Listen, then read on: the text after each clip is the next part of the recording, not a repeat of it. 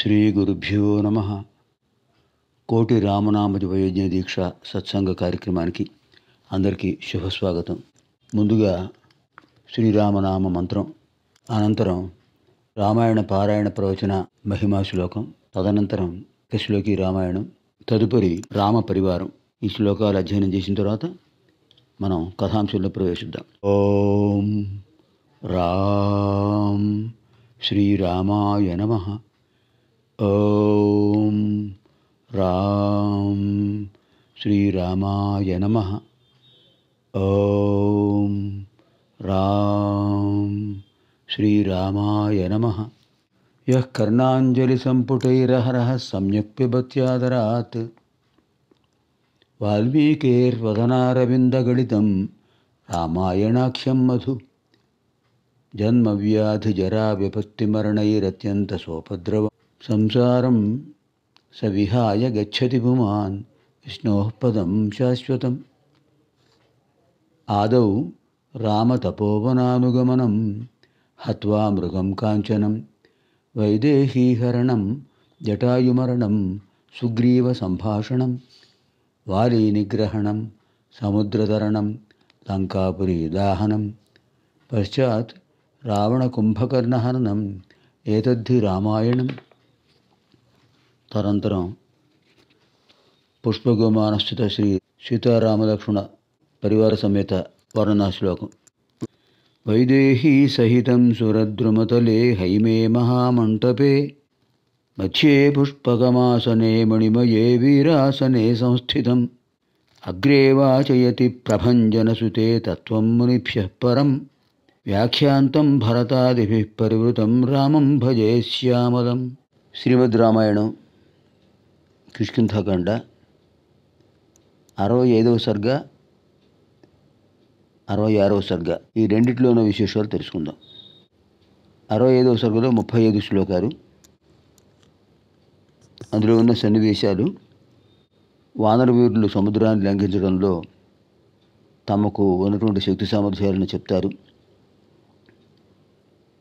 మొత్తం మీద సముద్రాన్ని లంఘించి తిరిగి రాగల వీరుడు హనుమంతుడు మాత్రమే అని జాంబవంతుడు అందరికీ చెప్పి ఆంజనేయ స్వామిని ప్రోత్సహిస్తాడు. ఇది మనకు 65వ సర్గలో విశేషం. తతోంగదవచ శ్రుత్వా సర్వే తే వానరోత్తమాః స్వస్వం గతౌ సముత్సాహం ఆహుస్తత్ర యథాక్రమం. తతోంగదవచ శ్రుత్వా సర్వే తే వానరోత్తమాః స్వం స్వం గతౌ సముత్సాహం ఆహుస్తత్ర యథాక్రమం. అంగదుడి మాటలు ఉన్న తర్వాత వానర ప్రముఖులందరూ కూడా తమ గమనంలో తమకు కలిగిన సామర్థ్యాన్ని గురించి ఇలా చెప్తున్నారు వరుసగా. గజుడు, గవాక్షుడు, గవయుడు, శరఫుడు, గంధమాదనుడు, మైందుడు, ద్విజుడు, సుషేణుడు, జాంబవంతుడు ఇలా మాట్లాడుతున్నారు. గజుడు అన్నాడు, 10 యోజనాల దూరం వెళ్ళగలను. యోజనం అంటే 8 మైళ్ళు, మైలు అంటే 1.6 కిలోమీటర్లు. గవాక్షుడు అన్నాడు, 20 యోజనాలు వరకు ఎగరగలను. గవయుడు అంటాడు, గవయుడు 30 యోజనాల మేరకు వెళ్ళగలను. ఇంకా శరభుడు అన్నాడు, 40 యోజనాల వరకు నేను వెళ్ళగలనయ్యా. సరే. ఇంకో ఆయన ఉన్నాడు, గంధమాదనుడు. ఆయన అన్నాడు, 50 యోజనాల వరకు వెళ్ళే శక్తి ఉంది నాకు, అనుమానం లేదు. ఆ తర్వాత మైందుడు అన్నాడు, 60 యోజనాల వరకు ఎగిరే శక్తి నాకు ఉన్నదండి. తర్వాత ద్విజుడు అన్నాడు, నేను 70 యోజనాల వరకు వెళ్ళగలను. తర్వాత సుషేణుడు చెప్పాడు, నేను 80 యోజనాల వరకు వెళ్ళగలనండి అన్నాడు. అప్పుడు అనుభవజ్ఞుడు వృద్ధుడైన జాంబవంతుడు అన్నాడు, మిత్రులారా, మాకు కూడా ఇంతకుముందు శక్తి సామర్థ్యాలు ఉన్నాయి, కానీ ఇప్పుడు వృద్ధాప్యం వల్ల శక్తి చాలదేమో అనిపిస్తుంది. అయినప్పటికీ సుగ్రీవుడు శ్రీరామచంద్ర ప్రభు తలపెట్టినటువంటి సీతాన్వేషణ కార్యక్రమాన్ని ఉపేక్షించే అవకాశం ఏమాత్రం లేదు. సరే, నా శక్తిని అనుసరించి నేను 90 యోజనాల వరకు వెళ్ళగలను. ఇంకో మాట కూడా చెప్పాడు జాంబవంతుడు. గమనంలో నా శక్తి సామర్థ్యాలు ఇంత మాత్రమే కాదు. ఒకప్పుడు మహాదాత బలిచక్రవర్తి యజ్ఞం చేసేటప్పుడు సనాతనుడైన శ్రీ మహావిష్ణువు వామనుడి రూపంలో అక్కడికి వచ్చి 3 అడుగులతో విశ్వాన్ని కొలిచేశాడు. సమస్త విశ్వాన్ని ఆక్రమించిన ఆ విరాట్ పురుషుడికి, ఆ సమయంలో త్రివిక్రముడు అవతరించిన ఆ మహానుభావుడికి నేను కొద్ది కాలంలోనే ప్రదక్షిణం చేసి వచ్చేసాను. అది నా శక్తి. కాకపోతే అప్పుడు యవ్వనంలో ఉన్నాను కనుక ఆ శక్తి నాకున్నది. అప్పుడు అలా చేయగలిగాను. కానీ ఇప్పుడు వృద్ధాప్యం వల్ల గమనశక్తి క్షీణించింది. ఈ మాత్రం శక్తి చాలదు. అప్పుడు అంగదుడు అన్నాడు, మహానుభావ జాంబవంత, నేను శతయోజన విస్తీర్ణ సాగరాన్ని లంఘించి వెళ్ళగలను. కానీ మళ్ళీ తిరిగి రాగల శక్తి ఉందో లేదో అనుమానం అండి. సరే, అందరి అభిప్రాయాలు చెప్పారు కదా. ఇప్పుడు జాంబవంతుడు అంటున్నాడు అంగదుడితో, వానర భల్లూకాలు అన్నిటికీ కూడా నాయకుడు అయ్యా యువరాజా. వానరులకు, గోలాంగోలములకు, భల్లూకములకు అందరికీ నువ్వే అధిపతివి. నీవు 100 వేల యోజనాల దూరానికైనా వెళ్ళగలవు. కానీ తగిన పద్ధతి కాదు కదా. కార్యనిర్వహణకు ప్రభువు ఇతరులను పంపాలి కానీ తాను వెళ్ళొచ్చా? అంచేత మాలో ఉన్నటువంటి వాళ్ళను ఎవరైనా నువ్వు ఎన్నిక చెయ్యి, అంతేగాని నువ్వు వెళ్ళకూడదు. అది ధర్మం. పైగా నువ్వు మా అందరికీ నాయకుడివి. నిన్ను రక్షించుకోవాల్సిన బాధ్యత మాకుంది. సైన్యాలకు నువ్వే రక్షణ కలిగిస్తావు.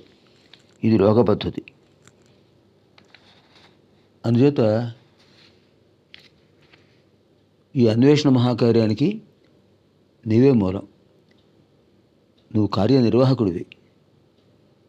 మా చేత చేయించాలి నువ్వు. కార్యసాధకులు జాగ్రత్తగా పరిశీలిస్తారు ఈ విషయంలో. వృక్షమూలం సురక్షితంగా ఉన్నప్పుడే పుష్పాలు, ఫలాలు బాగా లభిస్తాయి.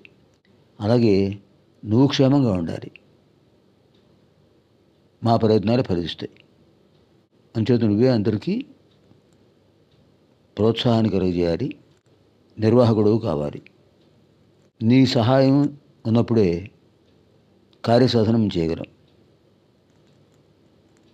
అప్పుడు అంగదుడు చెప్పాడు, నేను వెళ్ళకపోతే తక్కిన వానర ప్రముఖులు ఎవరు వెళ్ళరు కదా. అప్పుడు మనందరికీ ప్రాయోపవేశమే శరణ్యం. ప్రాణత్యాగానికి సిద్ధపడాలి. సుగ్రీవుడి ఆదేశాన్ని పూర్తి చేయకపోతే మనకు కిష్కింధకు వెళ్ళినా కూడా ప్రాణరక్షణ ఉండదు. అంటే సుగ్రీవుడు అనుగ్రహించడంలో ఉదార స్వభావం కలిగిన వాడు. ఆగ్రహం వస్తే ప్రళయకారయముడు. అందుచేత సీతాదేవి జాడను తెలుసుకోవడానికి ఎటువంటి ఆటంకాలు ఉండకూడదు. అలాంటి మార్గం ఏమిటో మీరే చెప్పండి. మీరు సర్వజ్ఞులు. అంగదా, నువ్వు చెప్పినట్టుగా శ్రీరామ కార్యనిర్వహణ అద్భుతమైన సాహస కార్యం. అలాంటి కార్యనిర్వహణలో ఏమాత్రం లోపం రాకూడదు, రాదు. సీతామాతను అన్వేషించే విషయంలో, లంకానగరంలో సీతామాతను దర్శించే విషయంలో నేను ఒక విషయం చెప్తాను. మీరందరూ చూడండి. ఒక మహాత్ముడికి నేను ప్రేరణ కలుగు చేస్తాను. ఇలా ఆయన చెప్తున్నాడు. సరే, ఈలోపు ఎవరికి వాళ్ళు గుంపులుగా కూర్చున్నారు వానర ప్రముఖులంతా. హనుమంతుడు మాత్రం ఏకాంతంగా ఒక చోట ఏదో ఆలోచిస్తూ కూర్చున్నాడు. ఎవరు వెళ్ళగలరు, వెళ్ళి మళ్ళీ ఎవరు రాగలరు, అందరితో పాటు ఆయన ఆలోచిస్తున్నాడు. ఆ సమయంలో జాంబవంతుడు అనుకున్నాడు, ఈ మహానుభావుని నేను ప్రేరేపించాలి, ప్రోత్సాహం కలుగజేయాలి ఆయనకు ఉత్సాహం కలిగిస్తే తప్ప ఆయన బలం ఆయనకు తెలియదు అని జాంబవంతుడు అనుకున్నాడు. తతఃప్రతీతం ప్లవతాం వరిష్టం ఏకాంతమాశ్రిత్య సుఖోపవిష్టం సంచోదయామాస హరిప్రవీరో హరిప్రవీరం హనుమంతమేవ. తతఃప్రతీతం ప్లవతాం వరిష్టం ఏకాంతమాశ్రిత్య సుఖోపవిష్టం సంచోదయామాస హరిప్రవీరో హరిప్రవీరం హనుమంతమేవ. అందరితో పాటు ఆయన కూడా ఆలోచిస్తూ కూర్చున్నాడు, ఎవరు పడతారు, ఎవరు వస్తారు, మహానుభావుడు ఎవరు అంటూ. కానీ ఆ మహానుభావుడు ఆయనే. అది తెలుసుకున్నవాడు జాంబవంతుడు కనుక ఆ మహానుభావుడైన ఆంజనేయ స్వామిని ప్రోత్సహించడం కోసం ఆయన సిద్ధంగా ఉన్నాడు జాంబవంతుడు. ఇతిహాసే శ్రీమద్ రామాయణే వాల్మీకి ఆదికావ్యే కిష్కింధాకాండే పంచషష్టితమ సర్గ 65వ సర్గ పూర్తయింది. అథ షట్షష్టితమ సర్గ. ఇప్పుడు 66వ సర్గలో ప్రవేశిస్తున్నాం. ఇందులో 38 శ్లోకాలు ఉన్నాయి.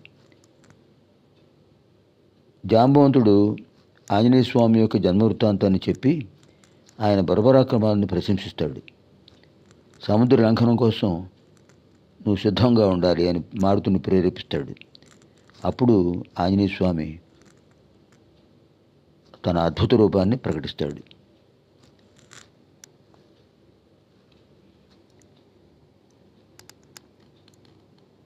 అనేకశత సాహస్రీం విషణ్ణాం హరివాహినీం జాంబవాన్ సముదీర్యైవ హనుమంతం అథాబ్రవీత్.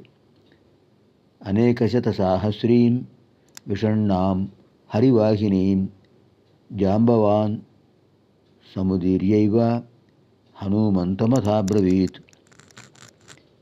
లక్షల కొద్దీ వానరులందరూ కూడా ఎవరికి వాళ్ళు విషాదంతో ఆలోచిస్తున్నారు. వెళ్ళాలి, రావాలి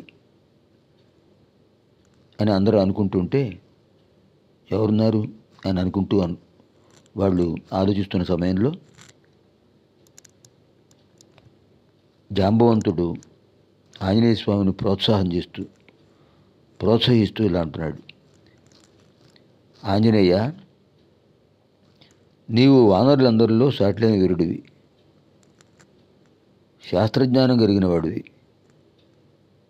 ఇలా ఏకాంతంగా కూర్చుని ఎవరితో ఏమి మాట్లాడకుండా మౌనంగా ఉంటే ఏమిటయ్యా? నువ్వు సుగ్రీవుడంతటి వాడివి. ఇంకొక విషయం, రామలక్ష్మణులకు నువ్వు ఏమాత్రం తీసిపోవు.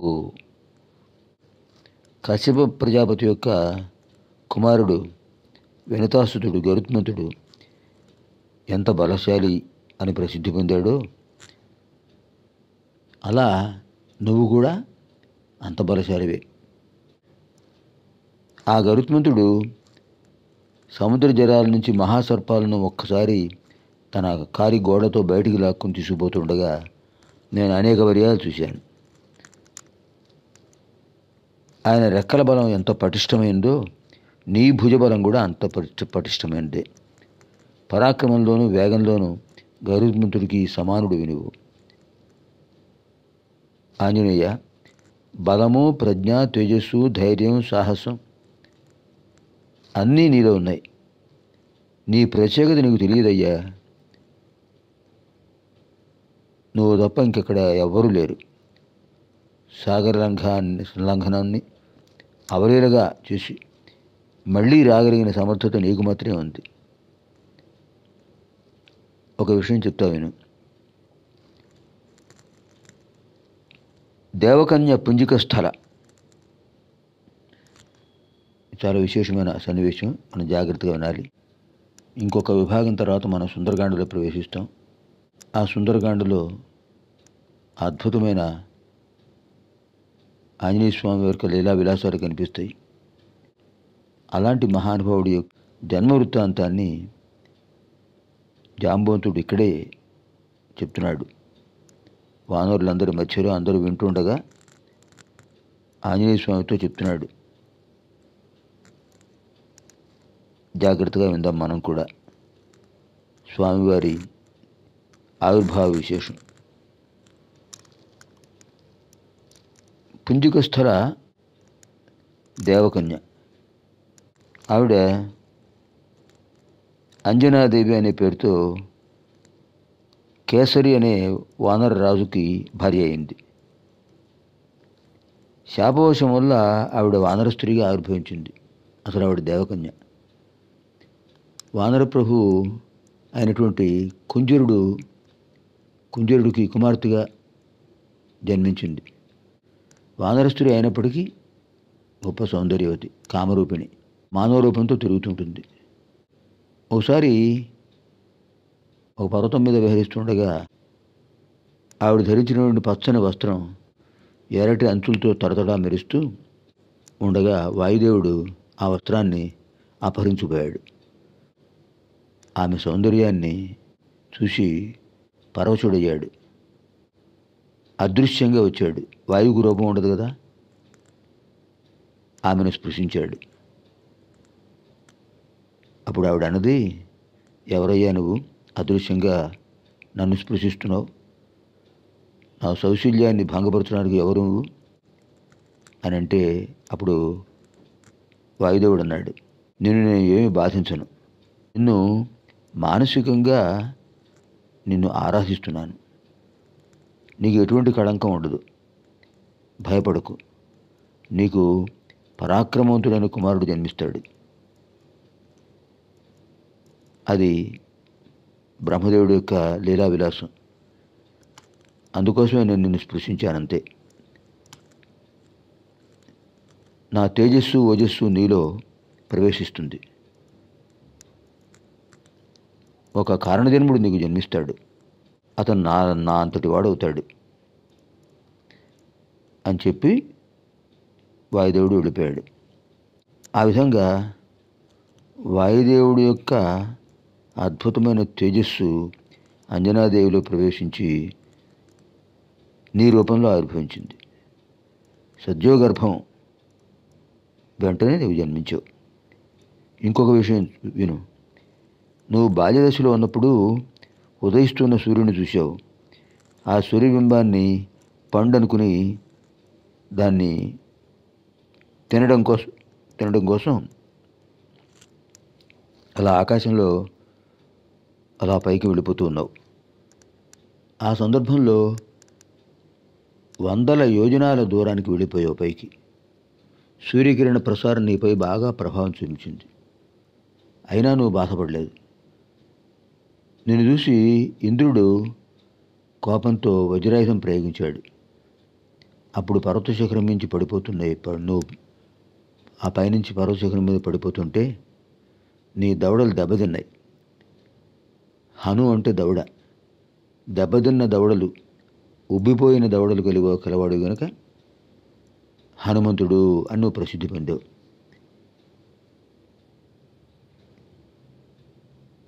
వాయుదేవుడు అలా నువ్వు గాయపడటం చూశాడు. వజ్రాయుధం దెబ్బకు నీ బొగ్గలు అలా వాచిపోవడం, అలా స్పృహ తప్పి పడిపోవడం చూశాడు. చూసి కారణజన్ముడువైన నిన్ను రక్షించాలనే ఉద్దేశంతో ముల్లోకాలకు క్షోభ కలిగేటట్టుగా తన వాయు ప్రసారాన్ని స్తంభింపజేశాడు. దాంతో సకల దేవతలు, దిక్పాలకులు కూడా దిక్కుతోచక వాయుదేవుడి దగ్గరికి వెళ్ళి ప్రార్థించారు. అప్పుడు ఆయన కొంత శాంతించాడు. బ్రహ్మదేవుడు కూడా వచ్చాడు. అప్పుడు ఆ బ్రహ్మదేవుడు నిన్ను స్పృశించాడు. తన దివ్య హస్తస్పర్శతో నీకు మళ్ళీ అద్భుతమైన శక్తిని ప్రసాదించాడు. పైగా అందరి ముందు ఆయన ఓ మాట చెప్పాడు. ఏ ఆయుధాలు కూడా, ఏ అస్త్రాలు కానీ, ఏ శస్త్రాలు కానీ ఆంజనేయుడిని ఏమీ చెయ్యలేవు. ఇతను చిరంజీవి అని బ్రహ్మదేవుడు వరం ఇచ్చాడు నీకు. వజ్రాయుధం తగిలినా కూడా నువ్వు క్షేమంగానే ఉన్నావు కదా, కొంచెం స్పృహ తప్పావంతే. అలాంటి వాడు నువ్వు. నీకు స్వచ్ఛంద మరణాన్ని అనుగ్రహించాడు దేవేంద్రుడు. అంచేత ఆంజనేయ, నువ్వు సామాన్యుడివి కావు. అంజనాగర్భ సంభూతుడివి, ఆంజనేయుడివి. నిరుపమాన పరాక్రమం కలిగిన వాడివి. నీకు ఉపమానం లేదు పరాక్రమంలో, నీకు సాటి ఎవరు లేరు. అలాంటి నీ శక్తి నీకు తెలియడం లేదు. ఇది లోకోత్తరమైనటువంటి అద్భుతమైన కార్యక్రమం, లోక కళ్యాణ కార్యక్రమం. దీన్ని నువ్వే నిర్వహించగలవు. సాగర లంఘనం చేయగలవు, అమ్మవారిని చూడగలవు, మళ్ళీ రాగలవు. ఆ శక్తి నీకే ఉంది. పైగా మా అందరికీ నువ్వు ప్రాణరక్షకుడివి. నువ్వు ఈ పని చేయకపోతే మా ప్రాణాలు ఉండవు. కోట్లాది వానరులకు, గోలాంగూలాలకు, భల్లూకాలకు రక్షకుడివి నువ్వే, ప్రాణరక్షకుడివి నువ్వే. అందుచేత సాగర లంఘనాన్ని సులభంగా నిర్వహించడంలో నీకు, గరుత్మంతుడికి, వాయుదేవుడికి తప్ప ఇంకెవ్వరికీ అంత వేగం ఉండదు, అంత తేజస్సు ఉండదు, అంత ఓజస్సు ఉండదు. శ్రీ మహావిష్ణువు వామనుడిగా ఆవిర్భవించి త్రివిక్రముడైన సమయంలోనే నేను సమస్త భూమండలాన్ని కూడా 21 సార్లు ప్రదక్షిణం చేశాను. అంతేకాదు, అమృతం కోసం క్షీరసాగరాన్ని దేవాసురులు మథించిన సమయంలో అనేక దివ్యౌషధాలను తీసుకొచ్చి సముద్రంలో ఉంచాను నేను. అందువల్లే అమృతం ఏర్పడింది. అప్పుడు నాకున్న బలం అటువంటిది. ప్రస్తుతం వృద్ధుణ్ణి, నా బలపరాక్రమాలు క్షీణించాయి. అంటే నువ్వే మా అందరికీ ఆధారం. వెంటనే విజృంభించు. ఈ వానర సైన్యాలన్నీ కూడా నీ శౌర్య పరాక్రమాన్ని చూడాలనుకుంటున్నాయి. ఉత్తిష్ఠోత్తిష్ఠ వానరోత్తమ, ఈ మహాసముద్రాన్ని లంఘించాలి. ఇంకెవ్వరికి అవకాశం లేదు, నీకు మాత్రమే. సమస్త ప్రాణుల గమనం కంటే నీ గమనం ఉత్కృష్టమైనది. వానరులందరూ విషాదంలో ఉన్నారు. ఇప్పుడు నువ్వు ఉపేక్షించకూడదు. నువ్వు ఉపేక్షిస్తే వీళ్ళందరికీ దిక్కెవరు?